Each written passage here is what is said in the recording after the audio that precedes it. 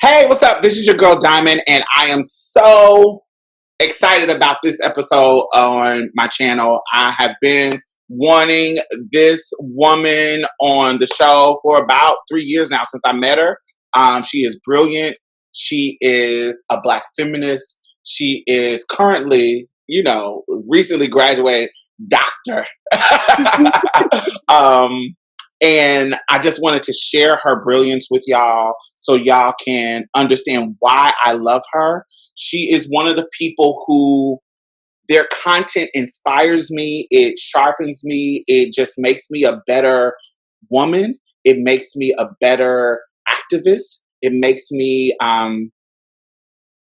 even more intersectional than I was. I can't really say that I didn't have lesbians on my team. I can't really say that because I've been in community with lesbians for years, but it really has enriched my mindset of how much value they have had in my life. How much value that since I remember my first queer person in my life that I had my oldest memory of a queer person was the stud Black lesbian, Marvella. Yeah. And she just somebody who was so impactful in affirming me when I was 5-6 years old. And it was so important in my life. And so your content and who you are as a person, your vulnerability, but definitely your vulnerability, because when we get in activist spaces, we see people kind of putting on airs. We see people kind of going along, not just activist spaces, just social media and anywhere where they're putting on. Yes. Yeah. We see people putting on airs. We see people putting out how great they're doing. But you have always had an honesty and vulnerability about sharing how you were feeling about love, sharing how you feeling about, what's going on in the state of the world. Your heart is on your sleeve. And I felt like I was always like that. So, it's beautiful seeing somebody like you and be a reflection of who I want to be, who I am. It's just, this is one of my great friends, Dr. Montanique McEachern, and she, she's just a brilliant entity. She is the host of Queer Walk podcast. What up, y'all? I'm Money. I'm Nikita. And we are Queer Walk the podcast for queer women of color. And we exist to excite and unite the Queer Walk community. Yes. I listen to her every time they put an episode out. She is hosted by her and her best friend, Nikita. Hey, Nikita. And I just want to introduce her to y'all and share her brilliance for about an hour or two. Welcome. Oh my gosh, Diamond.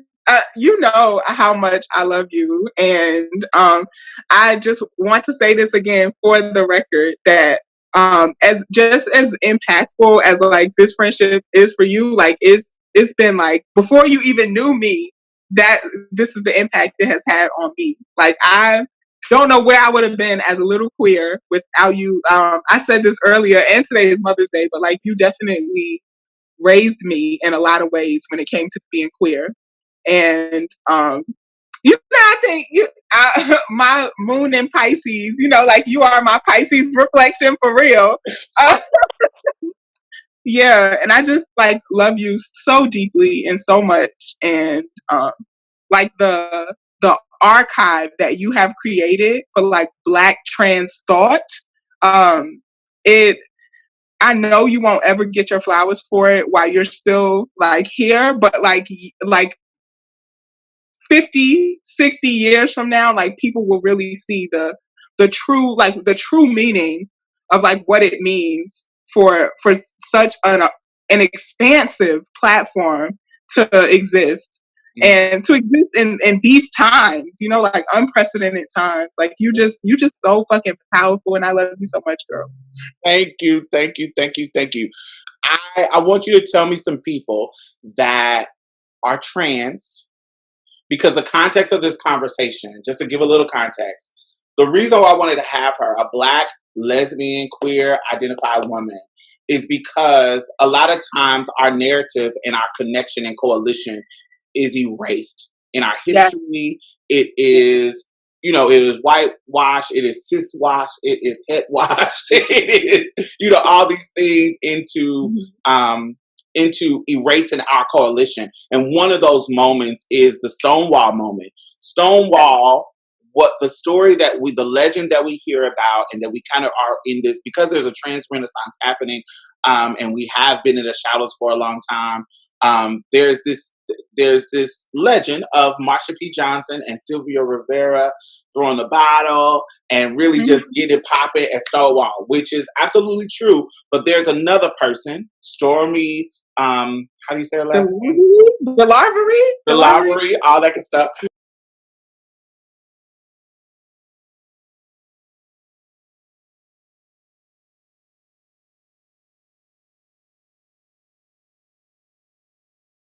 But Stormy was a butch lesbian woman, and she was a part of that rebellion. She was a part of that uprising. She was a part of that. And I hate that I didn't know about her. She died in her late 90s. And she was like 97. Yeah. And so she was a part of it. And I wanted to make sure that I gave honor to her. And I wanted to highlight and talk about a little bit about the coalition and how it has been erased. Why do you think it has been erased, and why it's important for us not to let it be erased? I feel like last year was just like Stormy's year. Like I feel like her spirit, if you believe that, like her ancestral movement, it was just moving through. Like every space I went, I felt like she was showing up and I was learning more about her. So for folks who like maybe don't know Stormy's story, I just want to share a little bit and then answer your question about like our legacies being so connected as like Black lesbian community, Black trans women communities, and then like, the Venn diagram of that, like Black trans lesbians. But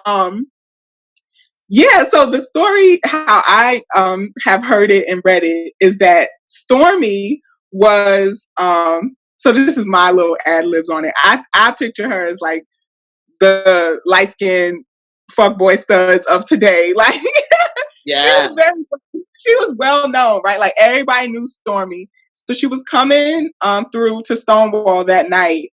And the cops have followed her because I think most folks are familiar with, but there used to be these laws around, like you have to have on like 3 articles of clothing that match the gender you were assigned, or you would be like arrested for impersonating a man or impersonating a woman. They were, a lot of places called the masquerade laws. Masquerade laws, yeah.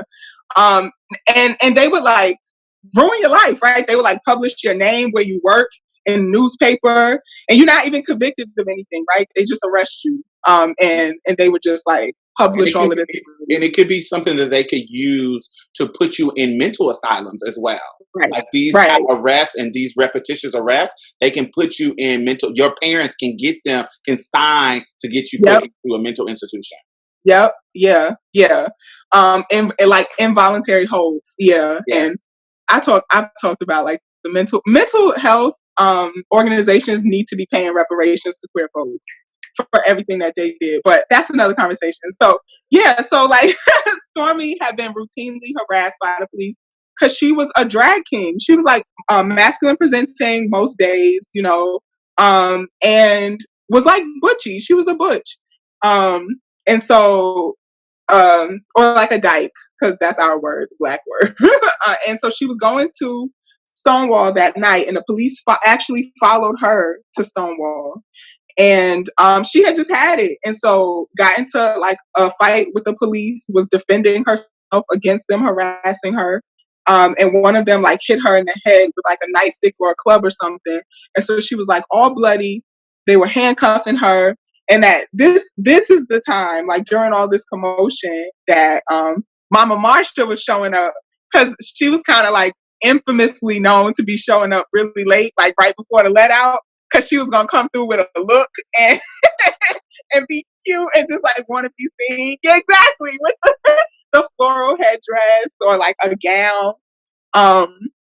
And so Marsha shows up like as all this commotion is happening, and Stormy is screaming back at them like, is anybody gonna do something? Like, are y'all gonna do something?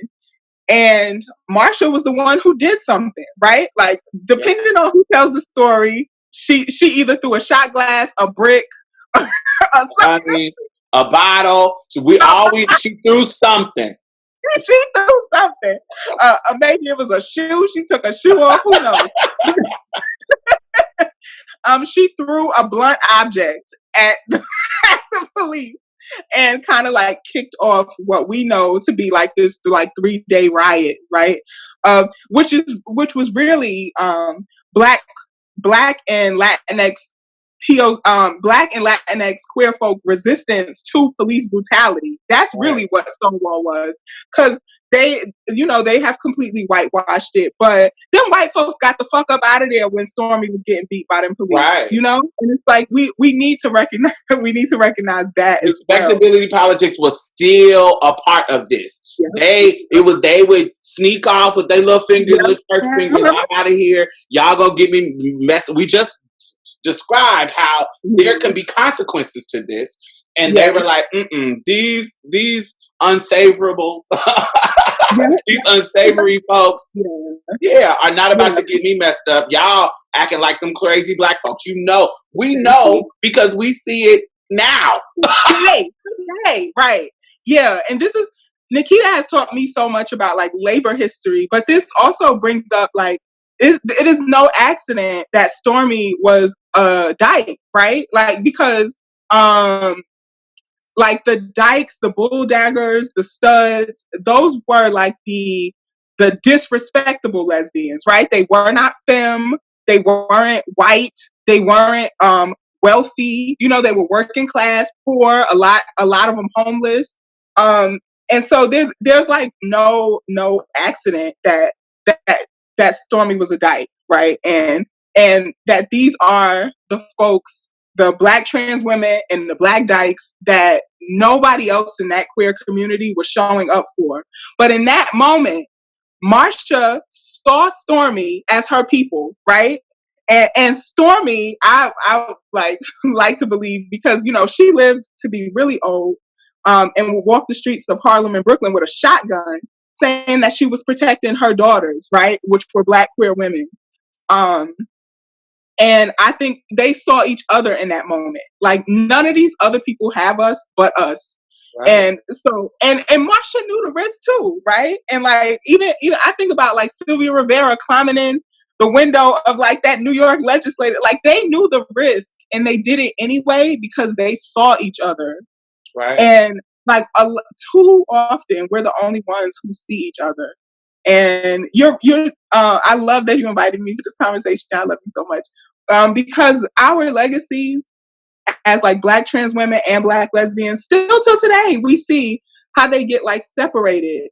And I was like, but I think in like these risk assessments that people do around like housing, violence against us, and like all these things, I feel like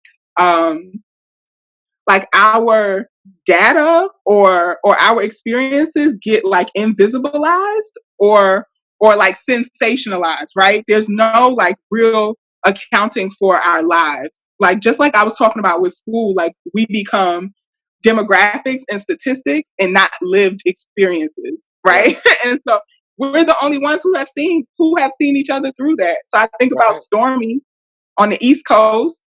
I think about Jewel Tice Williams on the West Coast, and like the spaces that she created for black queer women, black trans women, black folks in general through the HIV crisis. Because like you said, she through her club and her building community, you were talking about earlier how she brought in during the AIDS epidemic.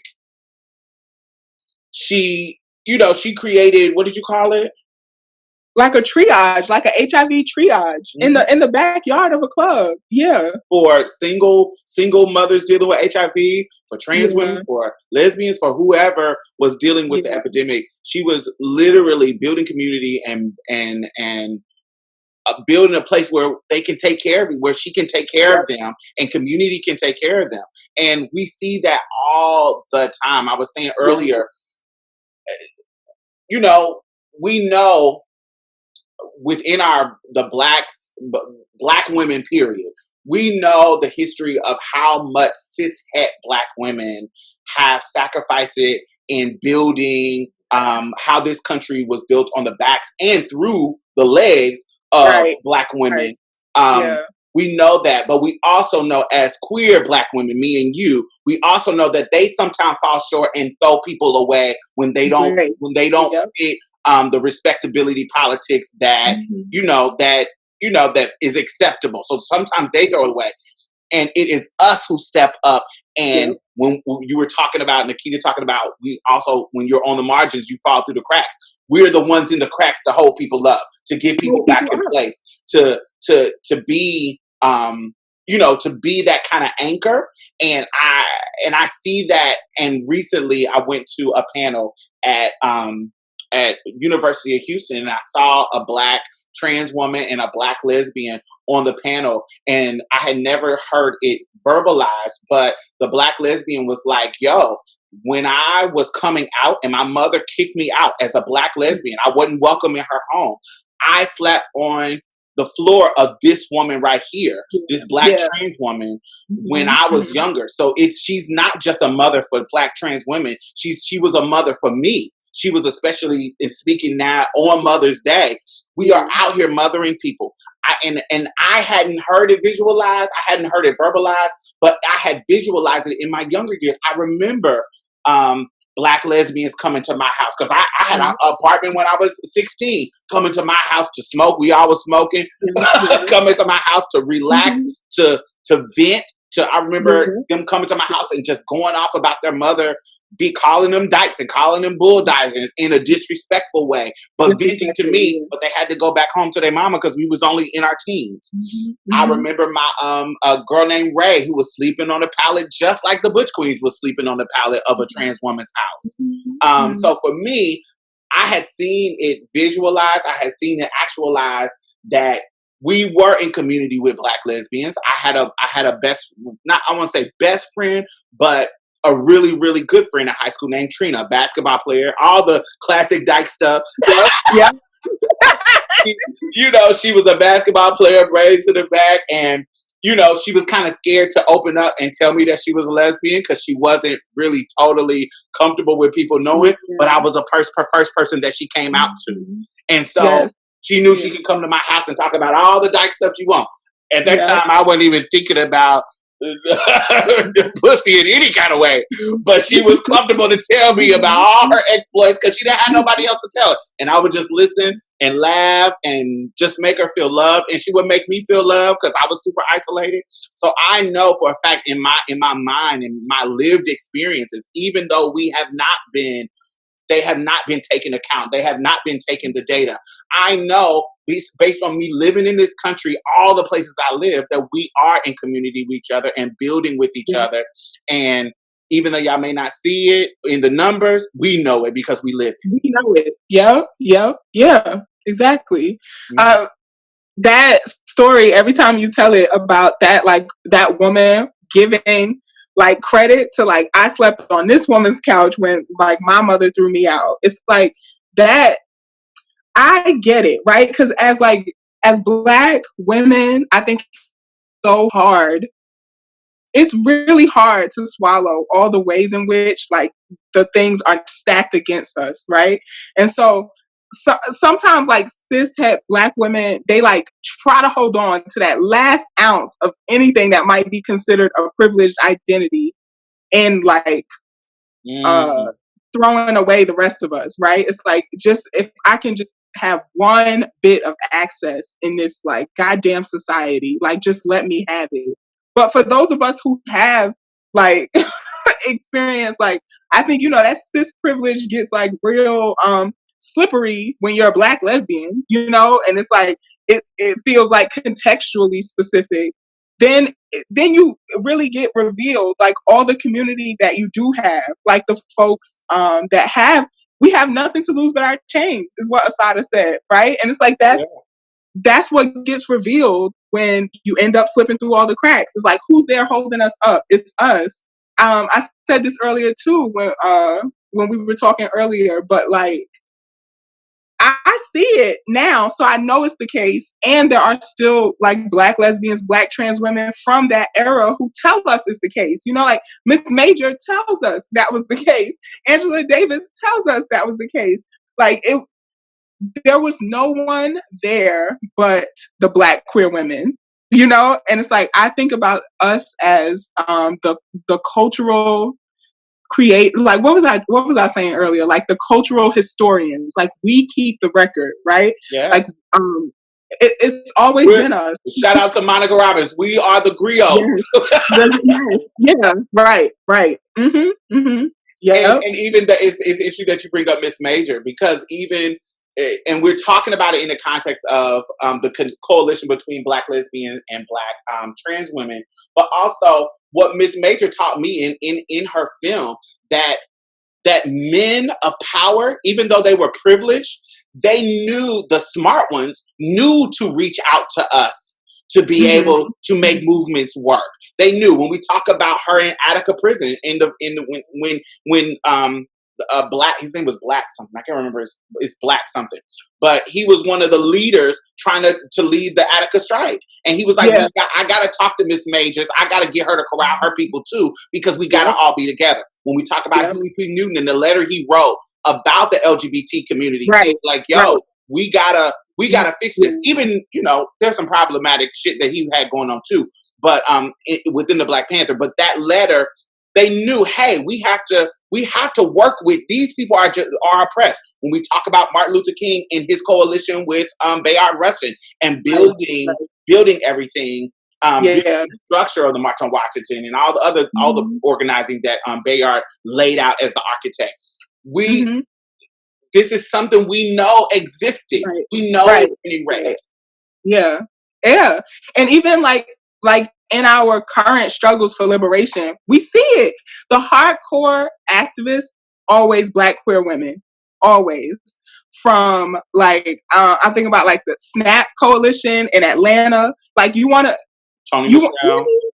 any struggle for liberation, you can't talk about without talking about it impacting Black queer women at all. Like, so if you talk about prison abolition, then okay, you need to be talking about like all these Black trans women who have been like charged, detained, and criminalized for existing as who they are, for defending themselves, like CeCe McDonald. You know, it's like if you want to have these conversations, then you need to have it to the people who are like really impacted by these systems, right? Yeah. And like even like right now, with like all the horrendous things that are happening like in the world, we still gotta deal with, as Black folks, like vigilantes and white supremacists in cops uniforms, like who take our lives from us before we should ever like leave this iteration of existing.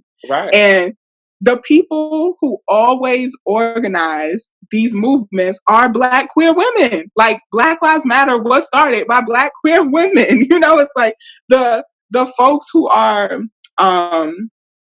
like making sure that our stories don't die with our lives. The only people I see are Black queer women doing that work. Yeah. Now, whether or not we know that they're queer, we could debate. Like we could talk about that.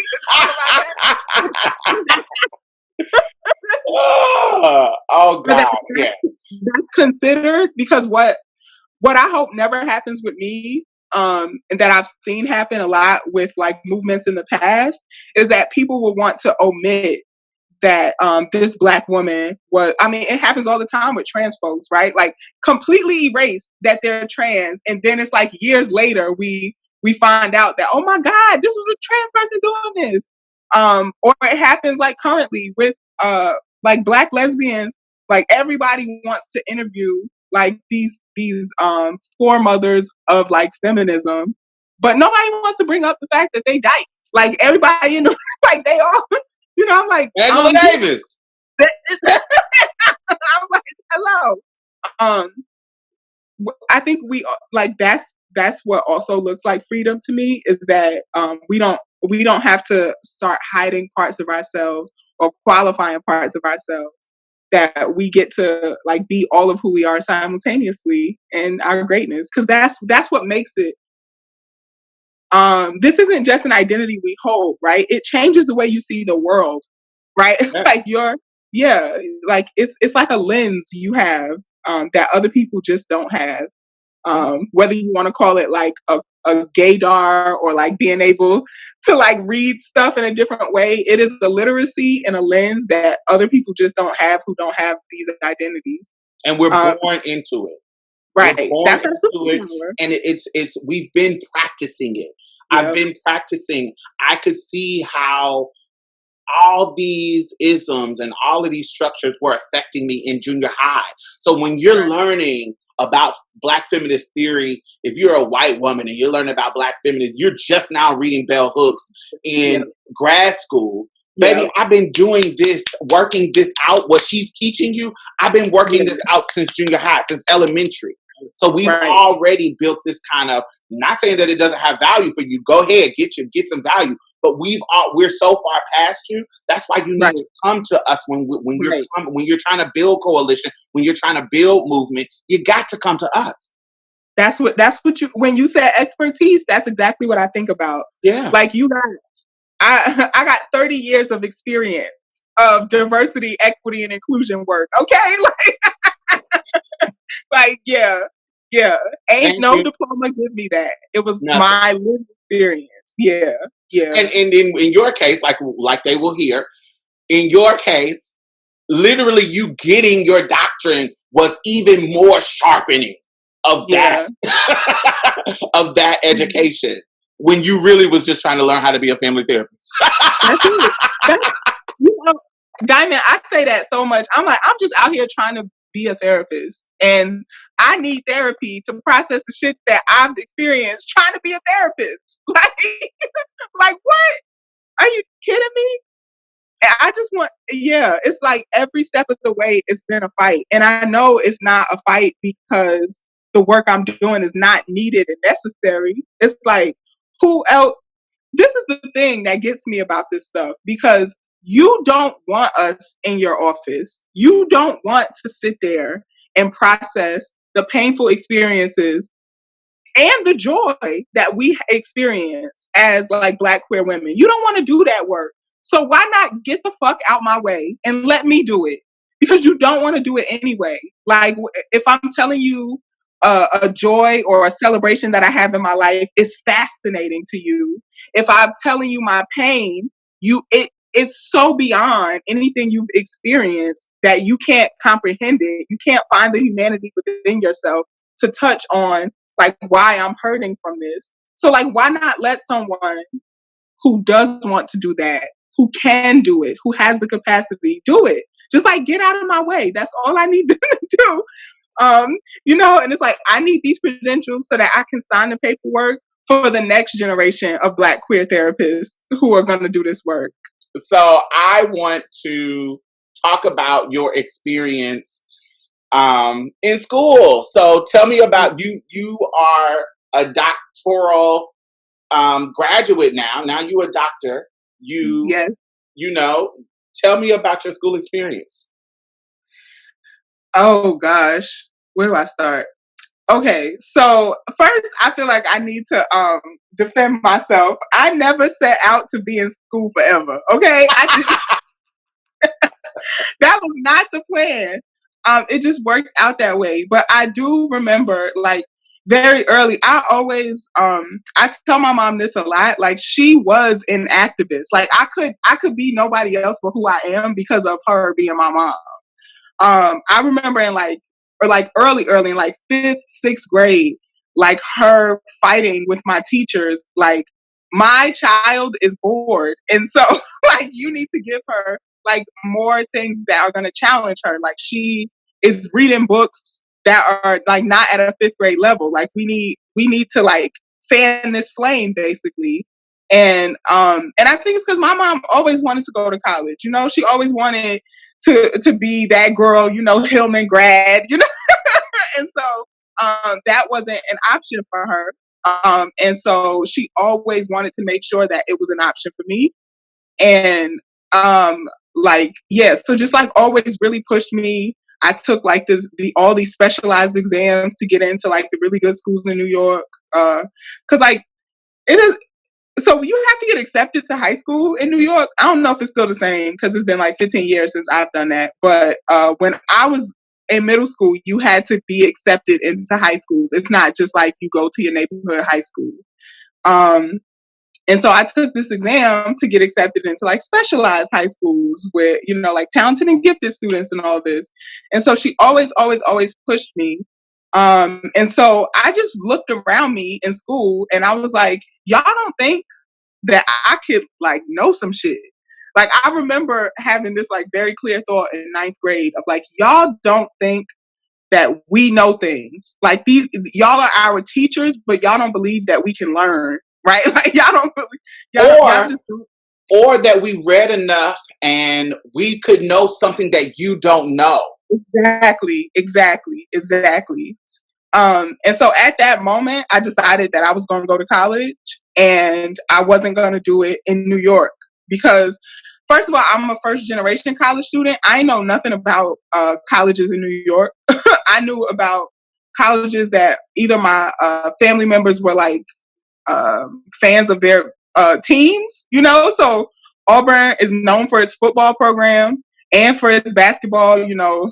That like Charles Barkley went there. So, you know, like my dad was like an Auburn fan and my like uncles knew about like Auburn because of football. My aunt always wanted to go to Tuskegee, which is right down the street from Auburn. So I was like, okay, well, these are colleges and I want to go to college. So I'm going to apply to these. Got accepted like early admission to Auburn with a full ride scholarship. And my mom was like, well, we going to move to Alabama then. She didn't even think about it. Like it wasn't like a you go off to college and we'll see you later. She was like, we're gonna wrap this shit up in Queens and we're gonna move to Alabama because you gotta go to college. And so I went. Yeah, and left Queens. That was like the last time I lived in the city. It was like, what was that? Like junior year of high school. Mm. And which gives a whole nother context because, you know, of course, I was watching the live when you was on Instagram and you was defending, and that was just beautiful seeing, you know, all your people support you. But just having your mother there, that gives a whole different context of why it was such an important thing for her to be there, being you are the first in your family to do it. And then for her to make that sacrifice to move all the way down to Alabama and then, you know, coming to your dissertation and you defending it with distinction and really just killing it, and her being there, your sister being there, it gives a whole, I knew how important it was, of course, even if these things that didn't happen, but just that kind of sacrifice and that dedication to her children as a single mother, that's what Black women do. And it's amazing to just visualize that experience and understand how important that was to have her there during your defense. Yes. Like the moments from my childhood that I remember the most are moments of my mom like sticking up for me and my sisters academically, right? So okay, I will censor this and be like, she allegedly punched my principal in the face because when I moved to Alabama, I had to graduate from an Alabama high school. Long story, whatever. Technicalities to like get my scholarship, but he was like, "Your little brown self," and you know he didn't want to say that, but he was like, "Your little brown self is never going to be my valedictorian," because I had the highest GPA in the grade, and he was like, "We're not going to select valedictorian by GPA this year. We're going to select it by whatever the fuck ever." And my mom like hit that man, like straight up hit him allegedly. So. You know, so, and it's like those moments, it didn't just show me that like, oh, my mama care about me and she's not gonna let me be disrespected. But it also like showed me how important she thought education was. You know, like nothing, she was not gonna let nothing and no one stand in my way of being the smart one, that she used to say, like as smart as I wanted to be. And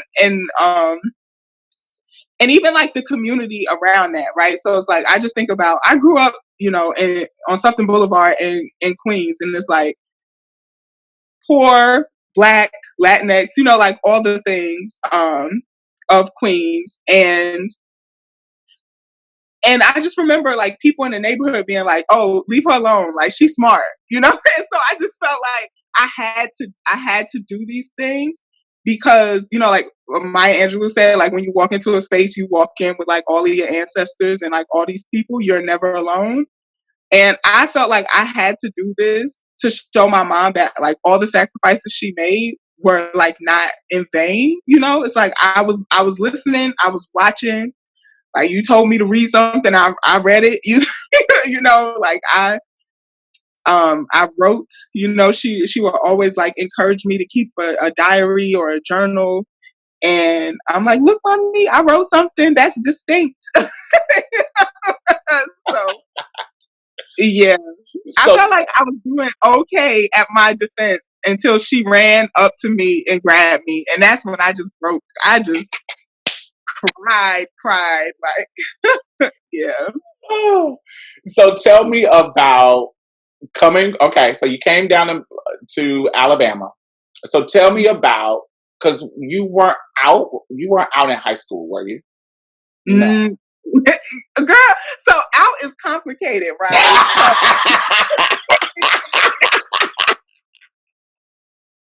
Because I definitely was not like calling myself a lesbian in high school. I was like, I was such a little dyke when I think about it. But like I was always the friend who would be like, "Oh, he's cute. You should go talk to him. Go talk to him." Right?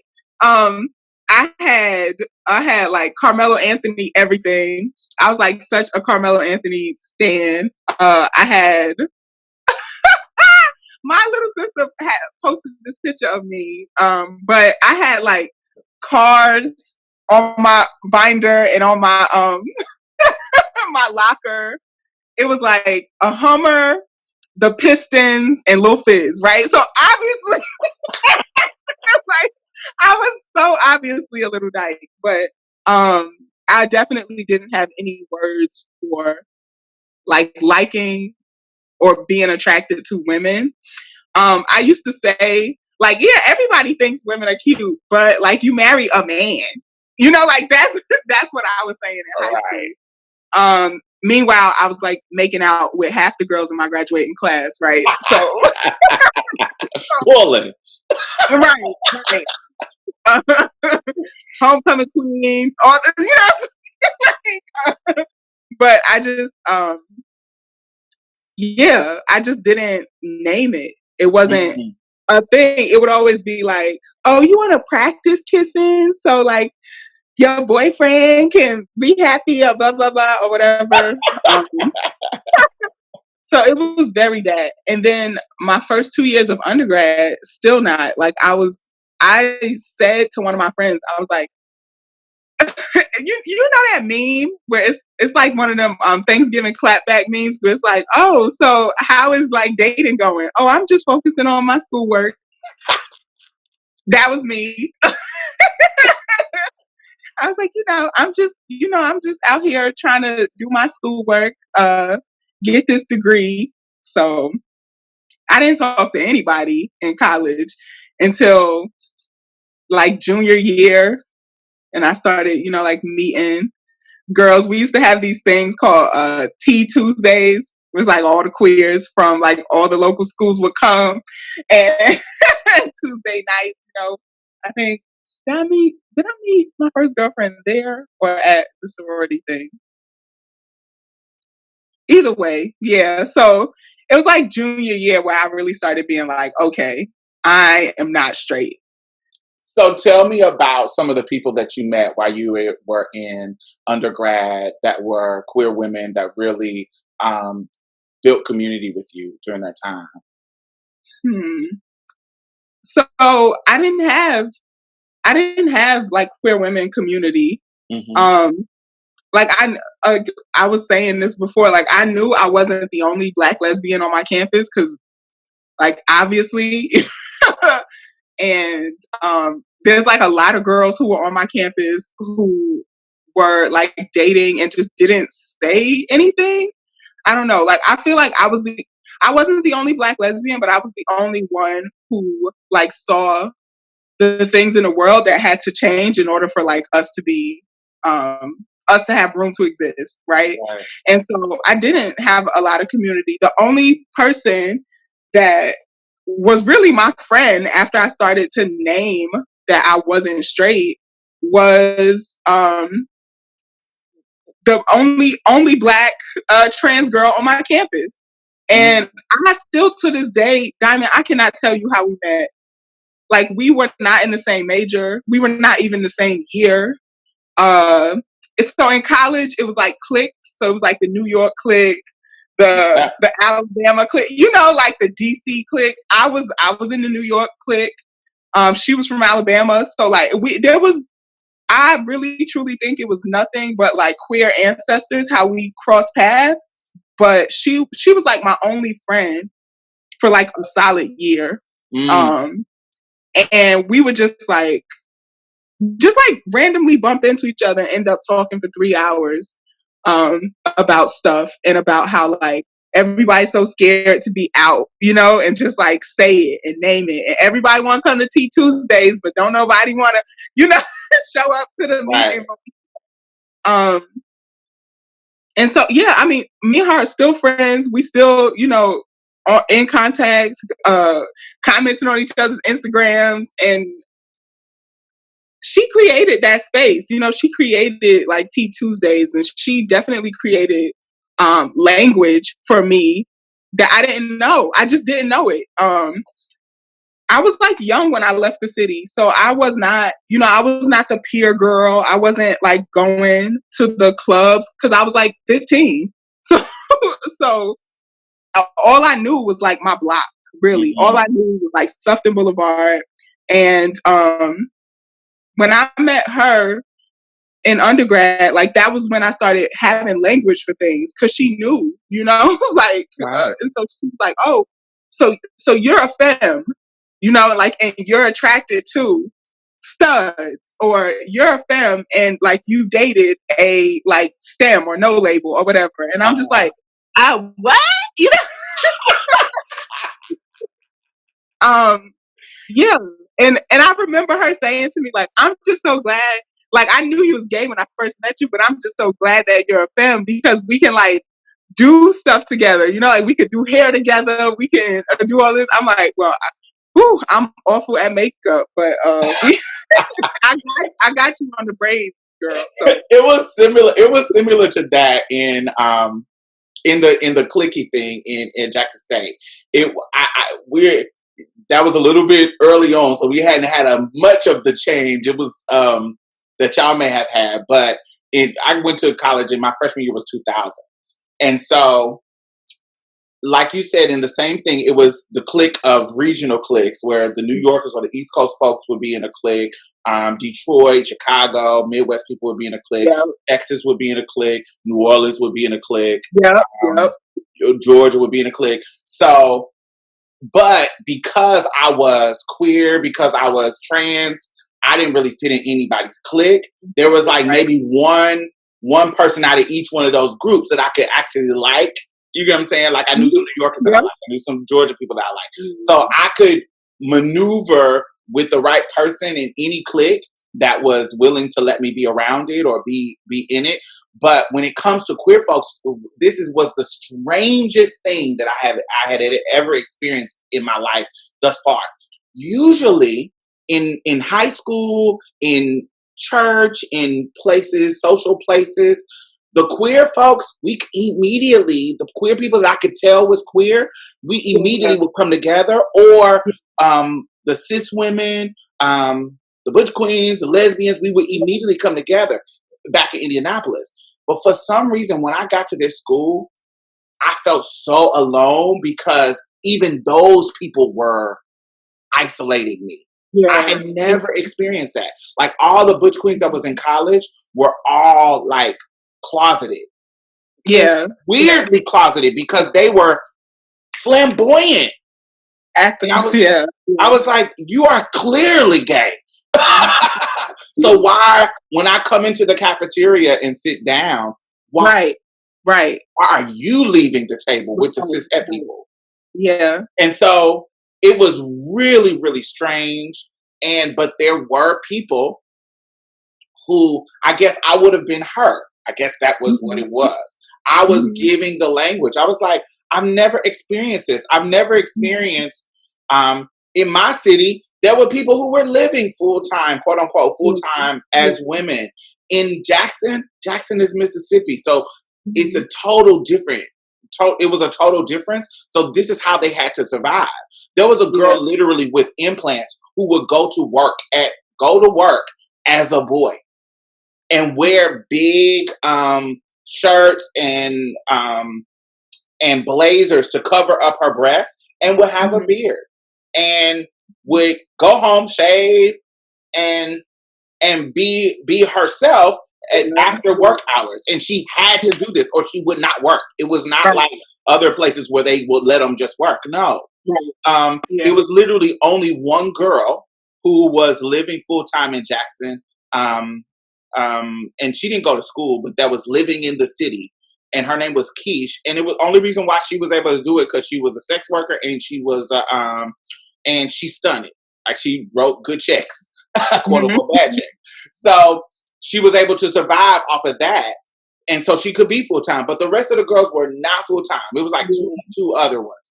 But coming to my school, they would come to my school just to see me. Like they was like, oh my God, it's a full-time girl going to Jackson State. And I was like, how is this so big to y'all? I didn't understand it. But what I didn't know is that in 1996, this is 4 years before me. I didn't know about it until I met her. There was a trans girl who the RA let come into. They unlocked her room and let the boys go into her room and beat her. What? And so previously to me going to Jackson State, that is what happened 4 years before me. And I didn't know about that. And people were saying that's why it was a big deal that I was going there, that I was living on campus. I didn't know it, but everybody was like, people would pop up at the school. We heard about you, like even like news outlets and shit. So I didn't feel like I was a part of community at all. I felt like I was super, super isolated. It wasn't until like maybe mid to the middle of the second semester of my freshman year that I really started to build community. And then it got better and better over each year that I was there. But it felt super, super isolating. And I did have a person, he was actually a butch queen at the time that transitioned later. There was a person, we're not friends anymore over personal stuff. But at the time, it was a cis woman, it was a butch queen, and then it was a lesbian. That was like, yo, this is what it is. And it just started to be, it just started to grow. Like that, they'll introduce me to somebody, they'll introduce, then it started to be where, I'm coming into the cafeteria, and we all got our own table now. Exactly. Yep. So I stayed at Auburn for my master's degree. And like really because a lot of the like Black queer folks that I had built community with were like, they weren't graduating. And it's not because, academics, blah, blah, blah.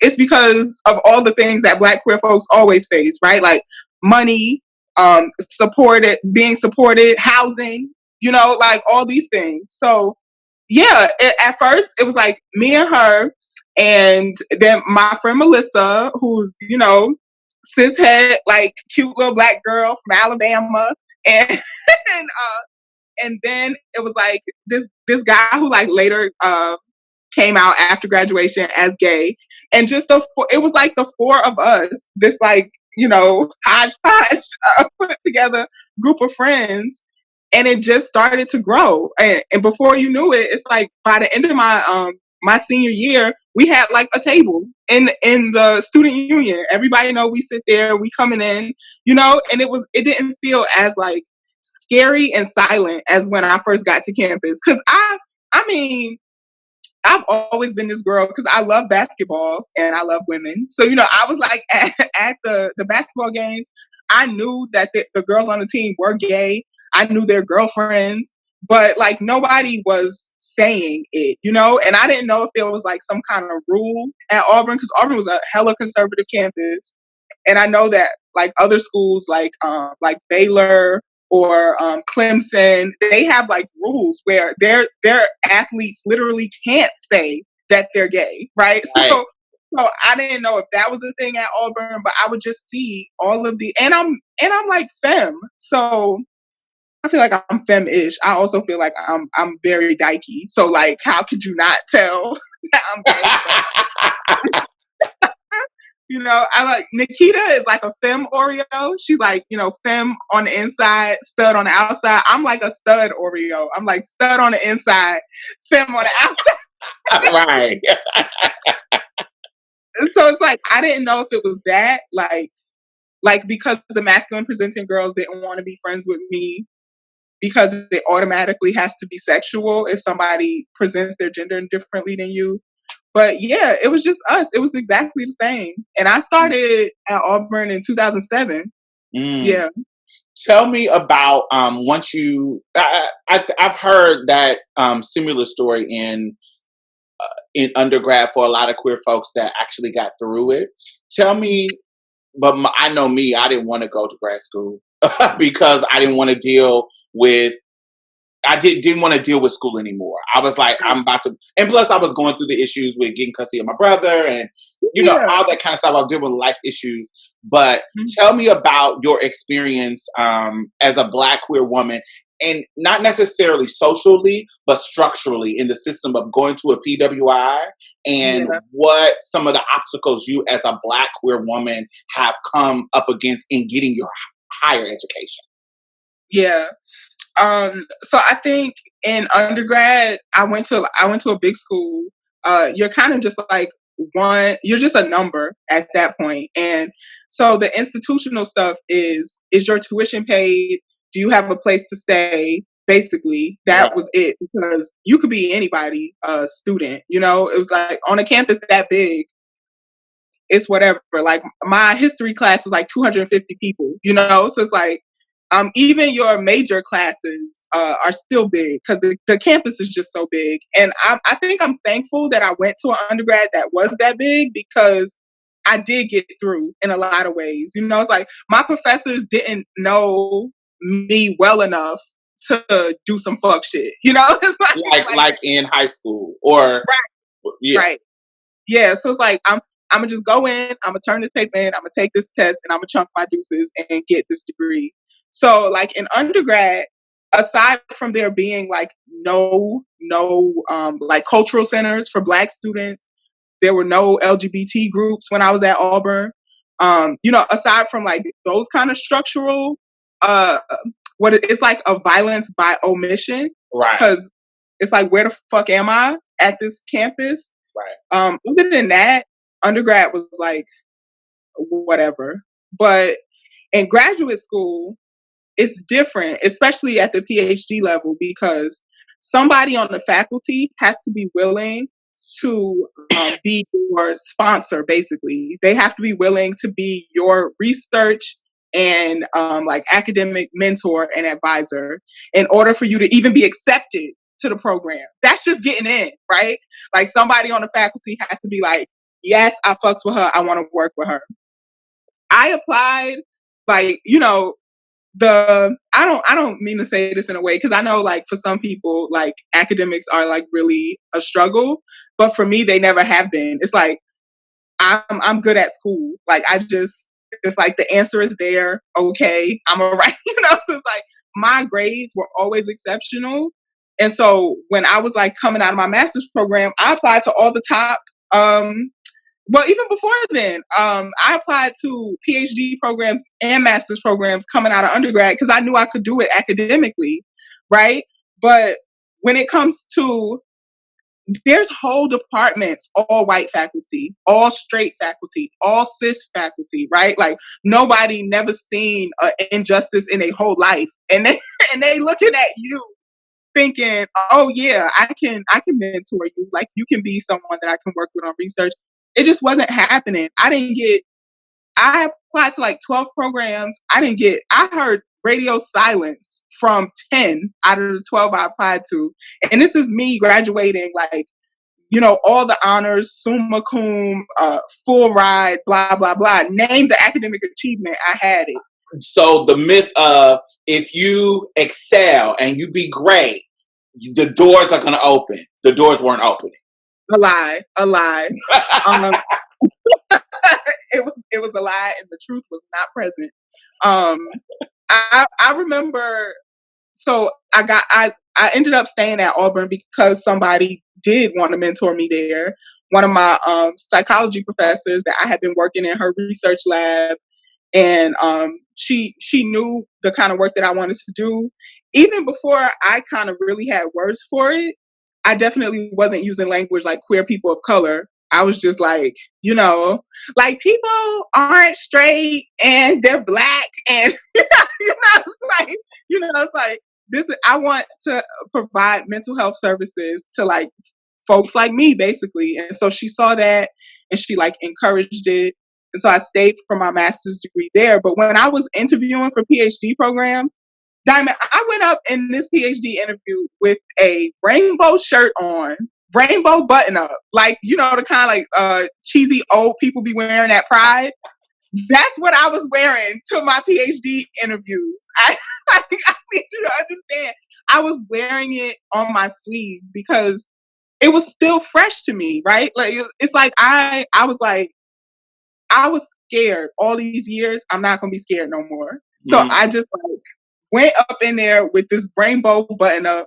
I probably had on a bow tie too, just like sitting there, like, yes, I'm interviewing for the PhD program. And I didn't get like feedback. Like I said, I applied to 12 programs. I didn't even get rejections from 10 of them. And then one of them, I got waitlisted, and then Syracuse accepted me. And so I first came to Syracuse for the counselor education program. And it's a little bit different than marriage and family therapy, what I ended up getting my PhD in, because it's individual focused, and marriage and family therapy is like systems and relations focused. Right. Which is where I should have been the whole time. But again, I didn't know, right? So you don't know until you know. I've always been doing systems work because I'm talking about Black queer folks. So obviously it's systems. And even though I was that little gay, I was like 23, like interviewed so boldly, so colorfully, was very open and transparent about being Black, lesbian, and a girl. They like at every turn tried to shut me down. So I remember a specific incident with this supervision class I had to take. And everybody had to write a final paper. And I wanted to write my final paper on supervising queer students of color. The professor called me in her office after class and was like, why would you write a paper on students we don't have? It would be like supervising a unicorn, is the words that she used, like, and said that to me. And so I didn't say anything. I wish I could tell you that, I clapped back and I said something. I didn't say anything. I was just like stunned. Right. First of all, how have you not heard of me? Like I'm here. And also I knew other like queer students of color in the program. So I left her office. I wrote the paper on supervising queer students of color. She refused to grade it. And I'm sitting there like just defending my paper, like not even defending my right to exist. that like I should be supervised. So I'm sitting there defending like that my paper should be graded. And I guess somebody had told her, or she had heard or whatever. And she was like, well, if you would have told me that you were a queer, I would have let you write the paper. But since you didn't tell me that you were a queer, I'm not gonna grade it. That's what she said to me in class, Diamond. Wow. And so we went back and forth, went all the way up to the dean of the college about this paper. And she eventually ended up grading it, and she gave me a D on the paper. Mm. And so I need folks who might listen to this to understand, like at the PhD level, I don't know if this is the same for all schools, but a lot of schools, a C in a PhD class means you failed it, right? Like a C means you have to retake that course. So she gave me a D to like guarantee that whatever else I had done in that class, I was going to get a C, right? I was going to get a C. With what this paper was worth for my grade. So basically she failed me with this D on the paper. I refused to rewrite it.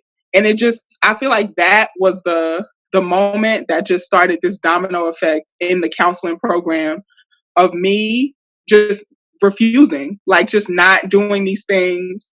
They would make comments about the way that I dressed, about my hair. It was a lot of it was just like Black femme hatred, but so much of it was just like exacerbated by the fact that I had the like nerve to be gay. Like, at the time, my girlfriend was also a PhD student at SU, and she would like come drop stuff off at my office in there, and they would just have a fit every time after she left the office. It would always be some kind of conflict. I was helping the undergrads organize on campus at the time, and they always tried to like paint it in these really inappropriate ways that I was spending too much time with like the women in my class, that they had heard that I had like spent the night with a student and stuff. So they just really, really made it clear like where they stood around like people of color who are queer. And like I feel like I'm talking a lot, but the long story short of that is I ended up getting really, really involved in the organizing on campus because of my experience, like what I was experiencing in my own program. But it goes back to what you were saying earlier. We didn't record it, and we're going to double back so we can talk about some of the stuff that we did before. But about what you said earlier about how we have to be we don't have anybody else. So we have to be the rebels for ourselves. We have to be the rebel rousers. We have to be the people who are defending each other. We have to be the ones. We have to be our cheerleaders. We have to be our warriors. We have to be this for ourselves because there's nobody else. Everybody's looking around and you see this injustice that's happening. She had the boldness to say this in class and then do this. And I know the other professors, y'all probably talked about it or something, or you would talk about somebody else, and there's nobody there to defend you. So you had to do it for yourself and the people in your community. Yep, yeah. Because there were other students of color sitting in that class. There were other gay students who were not of color sitting in that class. As she said, really like hateful like things to me, right? And everybody wants to like come up to me after class and be like, oh, that was so hard. But it's like, you wasn't there when I needed you, right? So this is like, this is not helpful. Like, so just because like I shared these identities with these people, they still didn't see me as like, you know, what did James Baldwin say in that open letter to Angela Davis? Like, we have to show up for you now, because if we don't show up for you, like they're gonna come for us tomorrow, right? So it's like nobody was living by that when this woman was telling me that supervising queer students of color is like supervising a unicorn, you know, like nobody was on that wave. But I was, which put me like out of community with them, but in community with like Black queer folks, right? And so I want to really just to add just a little bit context and to really hone in on some context. She just explained how she got how you get into this program is built into the system. The gatekeeping part about the system is built in it. She just explained that there has to be somebody who says, I vouch for this motherfucker. Right. To be in this program. So that puts her in a position where I have somebody who vouched for me, and now I have somebody who is my enemy, stopping me from going forward. So I'm not only being blocked from my own success, I'm making this person who vouched for me almost like look bad, right? Almost look bad, or and almost and this is built into the system. So the system is pressuring you to get in line, to conform, and to be a good little Negro. Right. Exactly. We want you to talk about your identities when it's like open house, and we trying to recruit students to check boxes. Which, like, fast forward, so they ended up canceling my funding, which, like, for most PhD programs, I would say, if they're not funding you, don't do it. But they fund you, right? They like pay your tuition, and they give you a monthly stipend or a bi-monthly stipend. So they canceled my funding like halfway through the year because I was organizing, right? I was like, this is a racist, homophobic campus, and I'm not going to be quiet about it. And then they closed the Rape Advocacy Center, so then I really started organizing. And so they canceled my funding, and and essentially like kicked me out, right? Because who the hell can afford $74,000 for tuition on top of living expenses a year to finish this degree? And the like dean of the college at the time was like, well, we'll just transfer you to this other program that's still in the School of Education. That way, our statistics for like Black women and like queer students don't change, right? So it's like, you actually don't care about me and my experience. Care about the numbers. You don't care about my life, right? You care about like me as a statistic, like something that you can keep record of. And so I obviously didn't do that. I was like, fuck you. But it's built in, and even I see how like people come here vibrant, and then like the color just gets sucked out of them because the whole way that PhD programs are structured is like, white. It's white, it's straight, it's really elitist. It's very function is to keep people out, right? So like, we just watched last night or night before. We watched the interview with Angela Davis and Nikia Giovanni, and they were being interviewed by two ladies of Girl Trek. And one of the questions, and I actually hate when people ask this question because I just don't think it's I don't think it's a good question. But one of the questions they asked was, how did when this was going on, how did you get through it? Or no, not that. How did you get the strength to get through that? And so what you're explaining to me is exactly one of those moments where you don't know you have the strength. You're just in it. You're just in it and dealing with it as it goes on. It's not about me being this strong heroine. It's about I'm in this situation. I know what's right and what's wrong. I know that I cannot give on what I know is right. I cannot give up on who I am. I cannot give up on my identity. I cannot give up on and conform to this level of oppression, this level of conformity that just does not feel right in my spirit. And I know I will spiritually die if I give up. I know that I will. So it's not about the strength. It's not about being strong. It's just about I'm in this situation and I'm trying to make the best of it. So in your particular situation, what were the tools that you used to make the best of it? Like those women, first of all, like I tweeted this to you earlier, but like not just seeing them as like cultural references, like, like they had stuff to say about my natural hair, about my locks. And I wasn't just like, well, Angela Davis or Asada Shakur, so I got my locks. Not like I saw them as live liberationists, right? Like they wasn't they wasn't out here like being cute. Like what Nikki Giovanni said in that interview was like they had work to do, right? They realized what their mothers like couldn't do and what they had to do, right? And I don't like, we're both oldest children, and I don't like underestimate like that impact on us too, because I was hurting. Like, make no mistake, I was the most depressed I had ever been at any point in my life. Like, I could not take the constant conversations about my hair. I just straight up shaved my head one day. I just like cut it. It was all jacked up, and thankfully I went to this barber, Sunchana, a black lesbian, who like gave me, like a Caesar and like a actual thing. But I shaved my head from the stress of them like always having something to say about my hair, right? But I knew it was like that moment that I knew, I'm like, I have two little sisters.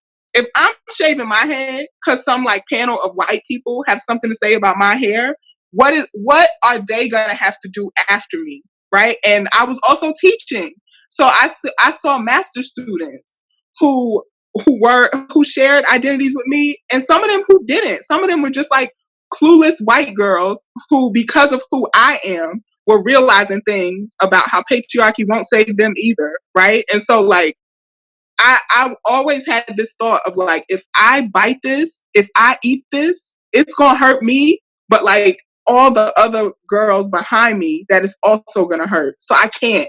Like I can't swallow this. I'm not gonna let you say this wild shit about queer students of color. I'm not gonna let you say this wild shit about people's hair, about people's accents, about people's whatever, because whoever's coming behind me, like so the thing about a PhD program is like, I think the most impactful thing that I did was this is not going to be the same after I leave, right? Like this shit is not going to be the same. Like, y'all not going to have the same standards of professionalism, of what a PhD student is supposed to dress, look, or talk like. Like another gay girl from Queens who went to college in Alabama can like go into these spaces now, right. And it's like that always plays for me, because the things that saved me in those moments, like, if I don't know where I would be if like those women didn't write their stories, or if like I had never heard of these like Black women like Fannie Lou Hamer, like that same kind of energy. It's like, I gotta go back and face Mississippi with 2 seats. It's like I'm like, my people ain't send me here for 2 seats, and that's the exact energy that I like went through with, right? It's like I didn't come here for this degree, right? Like I came here because I need the credential to do what I want to do, but I came here because there's going to be more than 2 seats. I'm not going to be. For 4 years, I was the only black, not just black. I was the only student of color, period, in my program. And I'm like, after me, that's not going to happen, right? There's going to be more than 1 seat for a student of color, right? And I remember in school, when I was in school, that it was people who were saying, you're so brave, and I was like, but y'all, it's not about it wasn't about brave. It was about me actually seeing the power of me being in this situation. I didn't. It wasn't I wasn't fearful, but I was the bitch that was coming in the cafeteria making all you motherfuckers move. For whatever. Somebody can look at that as like, oh my God, you're treating me like I have a disease. I didn't think of it like that. I had been past that in high school. I went through that shit in high school. By the time I got to college, it was, I was like, so when I come in this motherfucker, y'all gonna leave? You know what I'm gonna do? Every time I come in this bitch, I'm gonna go to the football table, because I know you bitches gonna get up. Yeah. And it was funny, once one of the alpha dudes started clocking that I was doing it on purpose. It wasn't just, y'all thought that I was being shamed by y'all getting up. That's why y'all was doing it. Y'all thought I was being shamed and alienated and blah, blah, blah, blah, blah. But once you realize that I was seeing the power in it, and I was purposely sitting my ass down and making y'all ass get up, then he sat there on that table He sat on that table and ate his food with me.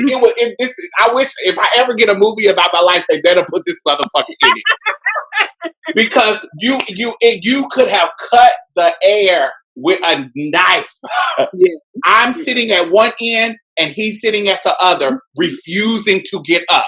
And the whole other people have moved, and they was like, which one is gonna get up? Why is he not getting up?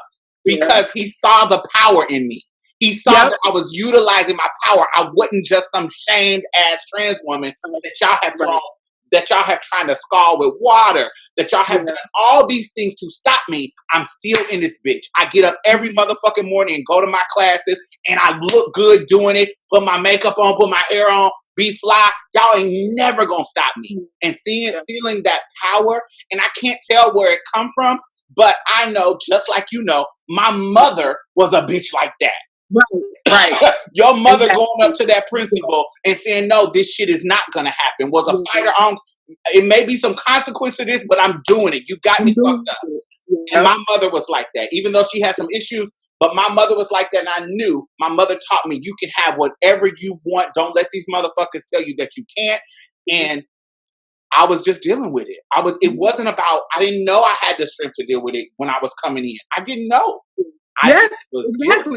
Exactly. It's like you don't know like what you're made of until it's tested, right? And until it's a choice, it's an option. Like people experience the same things I experience, and they don't choose to make room for other people. They don't choose to like say something, right?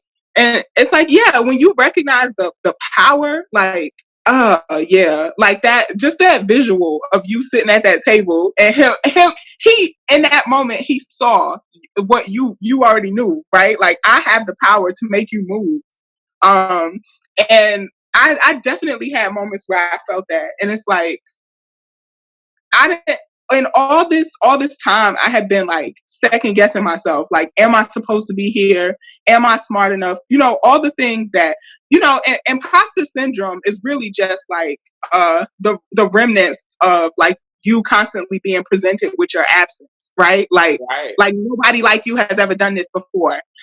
You're the first one, or the first person to do this like you was da-da-da. That constant being presented with your absence, it really can fuck with you. It really can. I don't gotta tell you that. You know that. Yeah. And being the first is not like easy, But I had all this shit around like, am I even like smart enough to do this? Like, I don't even really like research for real, and even though you had the proof, like you had been Excel, and these motherfuckers who are probably bland as fuck, who wasn't as brilliant as you, because of the power that they had within this structural system, they were able to infiltrate your security and what you knew you could do, just based on what they're doing. And it can make you, that imposter syndrome can come in, and they can, just because of the power that they could wield in giving you a D, they were able to undermine what you knew. I'm already brilliant coming in this motherfucker. I'm already bland. I'm already better than half of the people here. Right. And you show it, but you purposely are giving me a D. You purposely are making this more difficult for me about my fucking hair. My hair, of all get things. Out of here. So yes, it's totally true that we can elect these bland, especially white motherfuckers, but not just them, cishet people, black, whatever. Right. We can let them infiltrate our mind because we are the first. Right. Yeah. And like what Angela said was that like when she realized her fear was coming from this thought that she was alone or that she was the only one. When she realized that, and she was like, wait, I'm not alone. I got people in France with like free Angela like flyers out. I don't even know them people, but they got it. Or like, I'm not the first black woman that the government has tried to like kill, and like I feel like that was it for me too. Like, it wasn't just that I was an activist or whatever. I got in community, right? Like, I was organizing. I was with other like black and brown, queer and trans folks. And once I realized that I'm not the only one, I felt bitch, I was like unstoppable then. It's like I already felt powerful because I saw how little old me, just me by myself, was disrupting the fuck out of this program. Like they really couldn't handle me. They could not handle me, right? Like I would come into the room and I would see everybody like roll their eyes and like shift in their chair. Like pressed. Bitches pressed. Here she goes. You know? And even like even other Black women that I would have expected to have my back in those moments, I think there were parts of me that they had always been told were so wrong for themselves too, that they couldn't show up for me because it would mean undoing all these things that they internalized about being told how to dress, being told how to wear your hair, being told how to be safe and successful in academia. I'm also dark skinned, fat, gay, you know, so it's like all the levels that they would have had to peel back to be like, I see you. It was just too much for them, you know, so they were uncomfortable too. It wasn't just like these white professors. It was a lot of folks that I was expecting community from. Yeah. But that moment when you realize you're not the only one and you won't be the last one, I was unstoppable. In Audre Lorde's piece, The Uses of Anger, I know you know Audre Lorde. She was all about inclusionary feminism before it was trendy like it is right now. Right. And this is what she said. This is a piece from it. What woman here is so enamored in her own oppression that she cannot see her heel print upon another woman's face? Mm-hmm.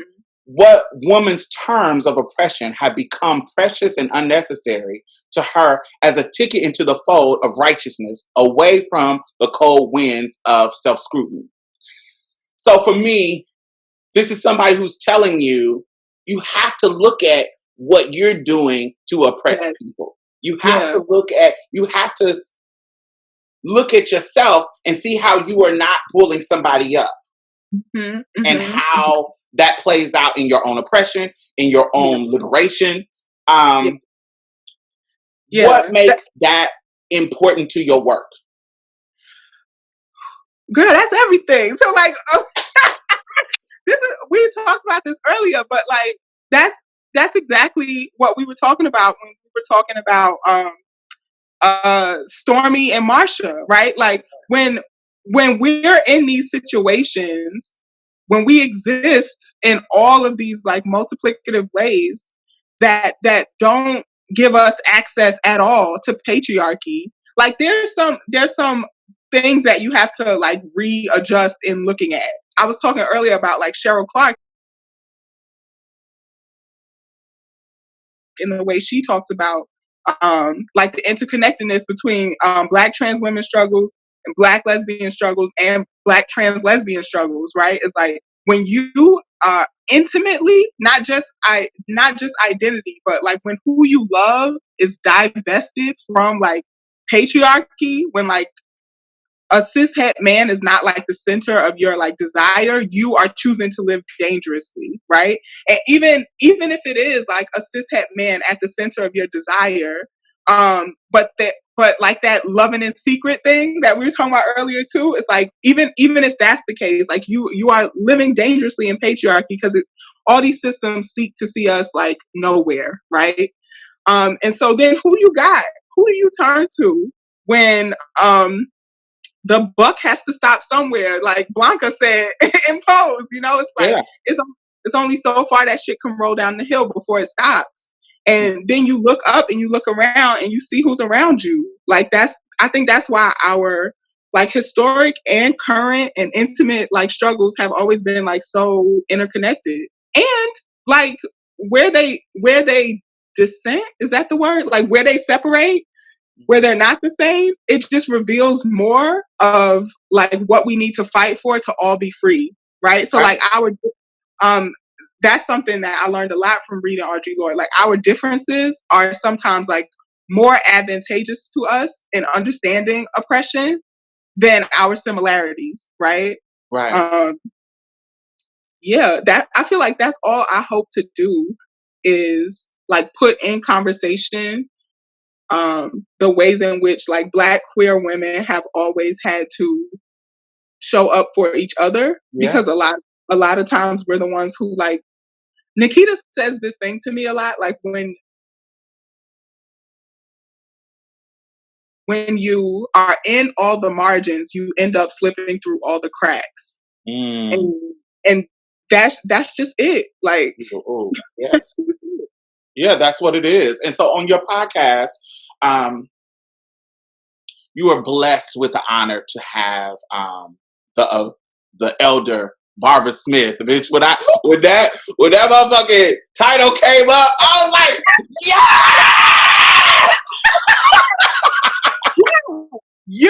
I still can't believe that. Like, so you have had Barbara Smith. If you're listening and you don't know who Barbara Smith is, she is just a powerhouse, historical living legend that was a part of the River Collective, River Collective, and they just made a statement. And we wouldn't be talking about identity politics if it wasn't for these women. They set the standard for back in the day.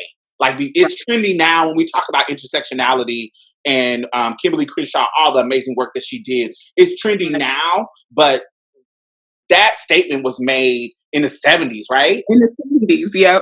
So that this has been, they have been talking about these conversations for decades. And so on your podcast, you have had amazing women. You had Barbara Smith. You had Charlene Crothers. You had Alexis Pauline Gumbs. And you even had me on the show. And what I see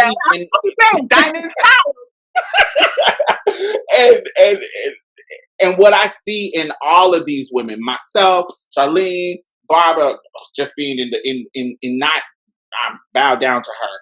But what we use is our expertise to be able to push our culture forward, to be able to heal our culture.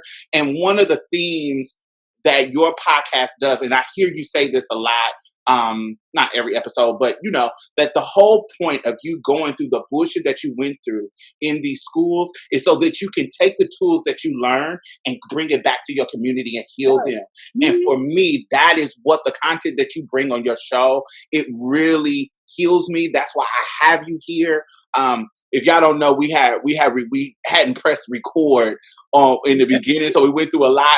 But the reason why I have Montanique here is because she is one of the people in the past 3 years who has come into my life and sharpened my sword and been a reflection and a push to go to go even further, knowing that my expertise, whatever expertise that I have something to offer, and I need to bring it back to the community and heal our community. Tell me why that is important because you're a therapist, you're a doctor, you are in family therapy, you are a part of the mental health profession. And so how do you bring all this Black feminist theory into your work to heal the community? Wow. I feel like where do I start? I gotta think about this like it's the defense, right? So first of all, I want to start with what you were sharing about like what all of y'all who we've had as guests on the podcast also share is like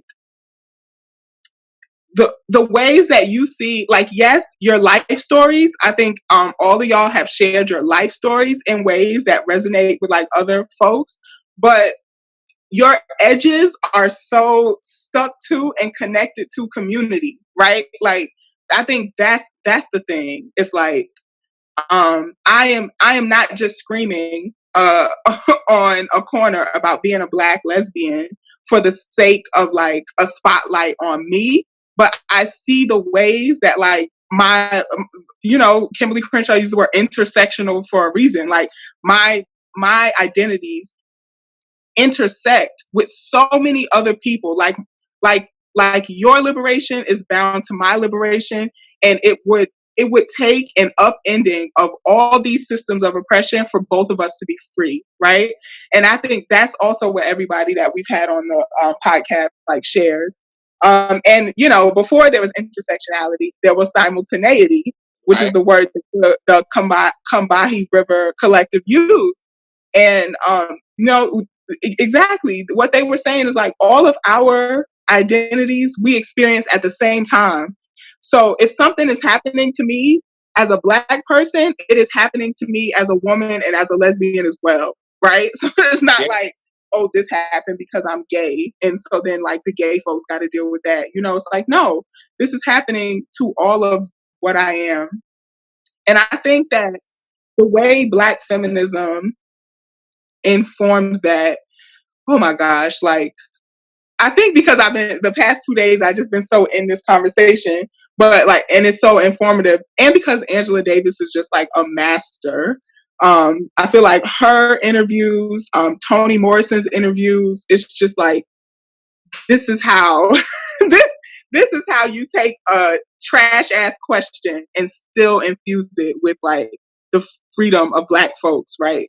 And so when I'm thinking about like what I do, first of all, why I call myself a Black feminist, it's really important to me to call myself after like the women who are doing things that I want to be doing or that has saved my life over and over again.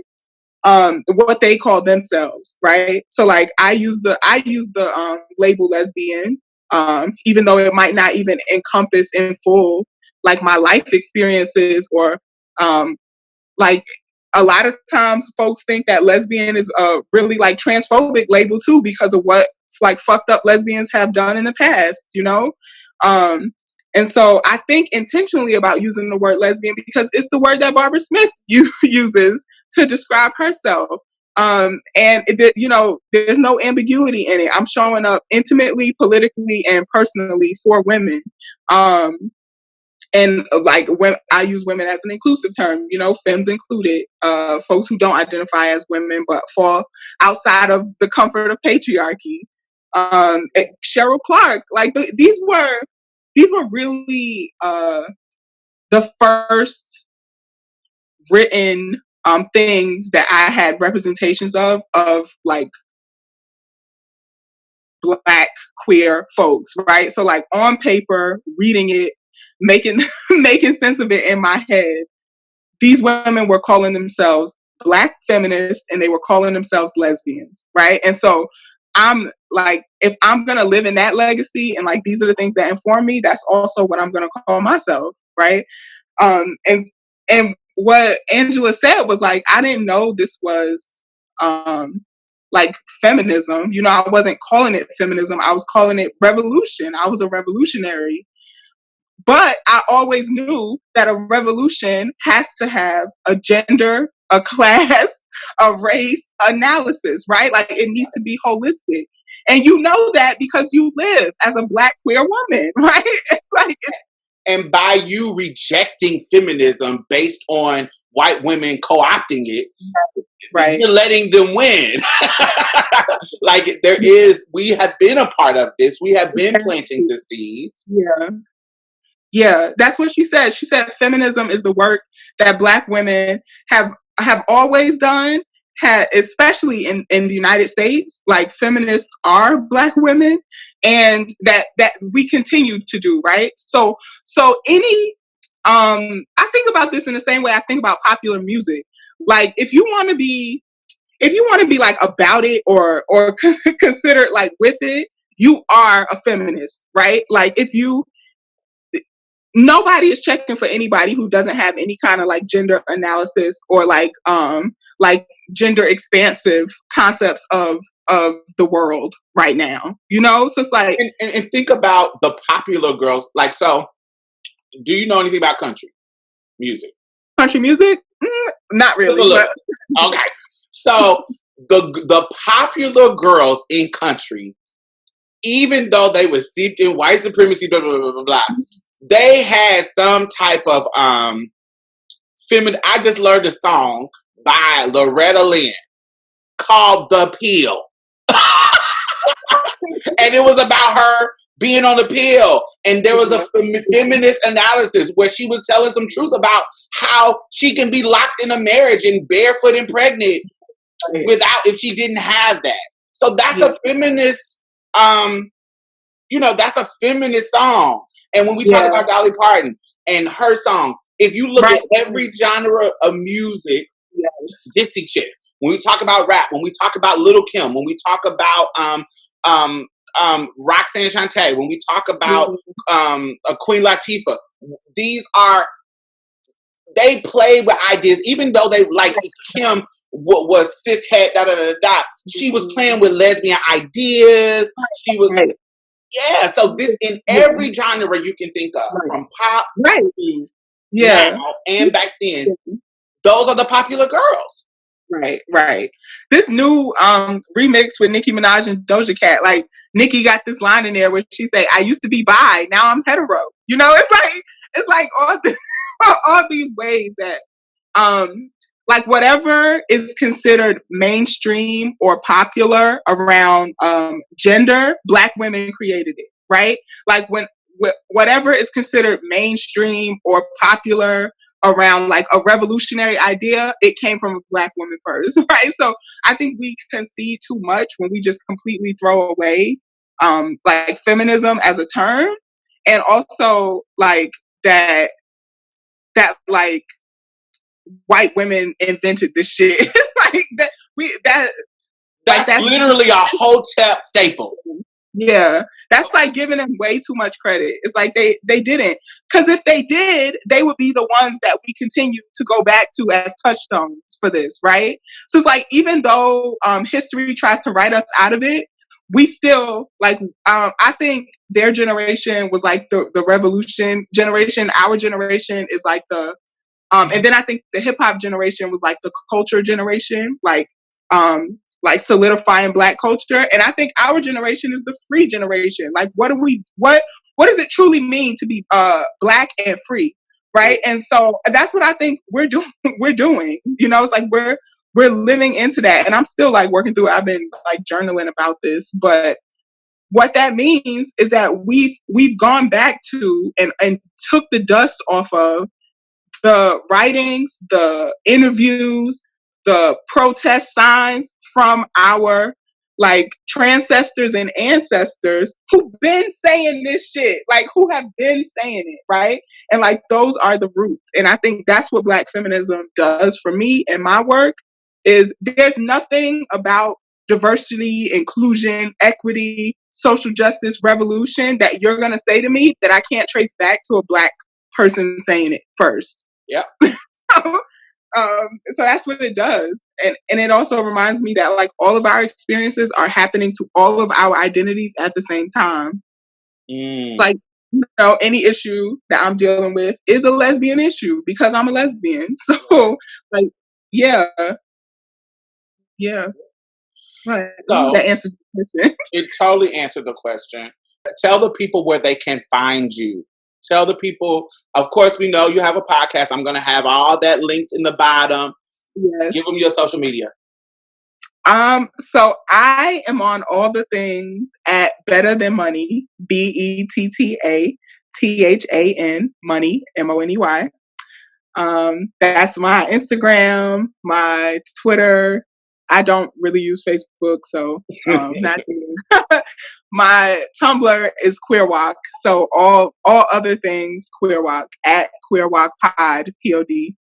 So that's where y'all can find me. Yay! Well, thank you for joining me. This was an amazing conversation. Thank you for sitting through this, even through the technical difficulties. I think we got everything. And thank you for being you. Thank you for being brilliant. Thank you for being a reflection of my work. Thank you for just all that you do. We know we love each other. Yeah. We know, and it's just I love you, Diamond. So I'll see you later, and thank you for watching, y'all. Bye, y'all.